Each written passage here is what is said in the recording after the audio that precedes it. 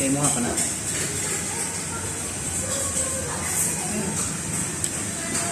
Mo ni giganahan kay namo nang pagkaon diri sa Cambodia tumpong.